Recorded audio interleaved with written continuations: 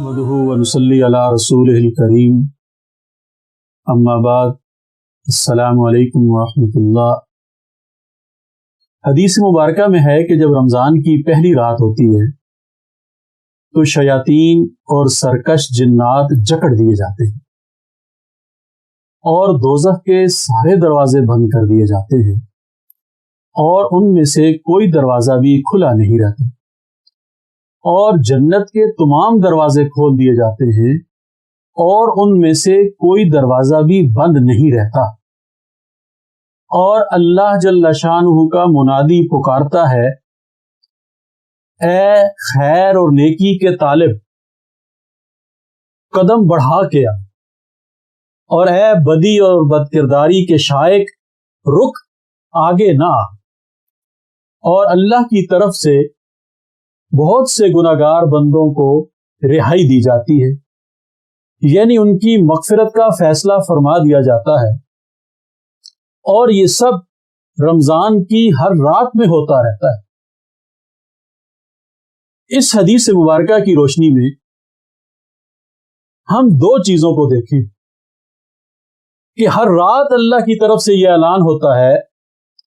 कि ए नेकी के तालिब, ए खैर के तालिब कदम बढ़ा और आगे आ, ये और नेक अमाल कर और नेक काम कर और नेकियां कर और अच्छे काम कर और भलाई के काम कर। अल्लाह की तरफ से कितना बड़ा मौका दिया जा रहा है कि इंसान जितने नेक अमाल कर सकते हो कर लो, जितने खैर के काम कर सकते हो कर लो, जितने भलाई के काम कर सकते हो कर लो, जितने अच्छाई के काम कर सकते हो कर लो। और फिर फरमाया, ए बदी और बदकिरदारी के शाइक,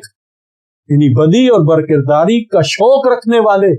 रुक जा, बाज आ जा, आगे ना आ। अल्लाह की रहमत बड़ी वसी है लेकिन अल्लाह की पकड़ भी बड़ी सख्त है और अल्लाह की तरफ से हर रात ये ऐलान होता है कि ऐ गुनाहों का शौक रखने वाले, बाज आ जा, ऐ अल्लाह की नाफरमानी करने वाले, बाज आ जा, ऐ अल्लाह की शान में गुस्ताखी करने वाले, बाज आ जा, ऐ बुरे काम करने वाले, बाज आ जा, ऐ बदी की राह पे चलने वाले, बाज आ जा और आगे ना बढ़। ये रब की रहमतों का महीना है, इसमें रब की रहमतों को हासिल कर, रब के गजब को दावत ना दे, रब के अजाब को दावत ना दे। और हर रात अल्लाह की तरफ से मुनादी ये पुकार रहा होता है। लेकिन हम देखें कि हमारे माहौल और मुआशरे में कितने लोग हैं जो नेकी में आगे बढ़ते हैं और बुरे कामों को छोड़ते हैं। इसलिए हमें चाहिए कि इस पैगाम को हम आम करें